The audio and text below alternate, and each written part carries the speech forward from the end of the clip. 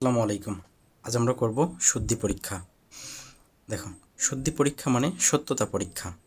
অতএব আমাদের এখানে বলেছে 5y - 2 = 3y + 8 সমীকরণটির মূল নির্ণয় করো এবং সমাধানের শুদ্ধি পরীক্ষা করো। আমাদের প্রথম কাজ হচ্ছে এই সমীকরণটিকে সমাধান করা। অতএব এখান থেকে y এর মান বের করা।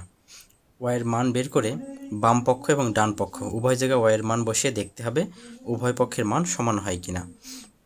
দেখো, শুরু করি আমরা।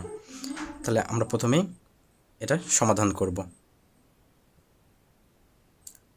5y - 2 = 3y + 8। আমরা চলক যেগুলো সাথে আছে সেগুলো এক জায়গায় নিয়ে আসি। 5y এর পাশে +3y আছে, সমানের এই পাশে হবে -3y = এখানে আছে 8, এর পাশে -2, সমানের এই পাশে এসে হবে +2। বা আমাদের এখানে 5y থেকে 3y চলে গেলে থাকে 2y = 8 আর 2 10। বা এখান থেকে 2y থেকে আমরা যদি y রাখি, 2y এর সাথে গুণ সম্পর্কে আছে, সমানের এই পাশে যে ভাগ হয়ে যাবে 10/2। অতএব y = 5। এবার শুদ্ধি পরীক্ষা। আমরা এটা y এর মান পাইছি, অর্থাৎ মূল পাইছি 5। শুদ্ধি পরীক্ষা।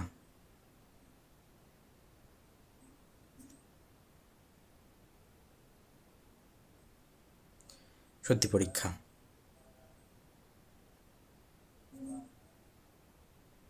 বাম পক্ষ কি আছে আমাদের দেওয়া? 5y - 2 = 5।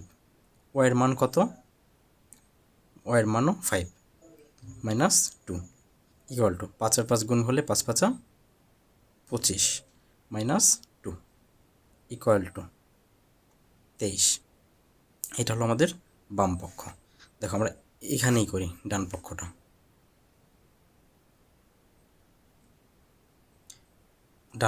ডান পক্ষ কি আছে?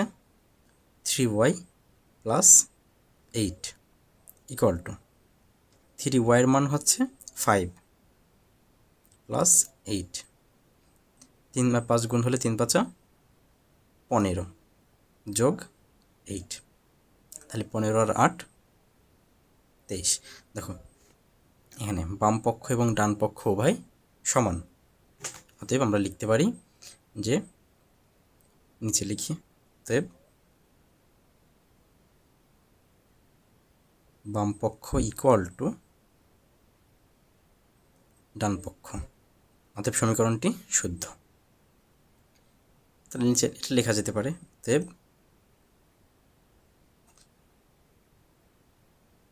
সমীকরণটি শুদ্ধ হয়েছে। শুদ্ধ হয়েছে। এটাই হলো শুদ্ধি পরীক্ষা।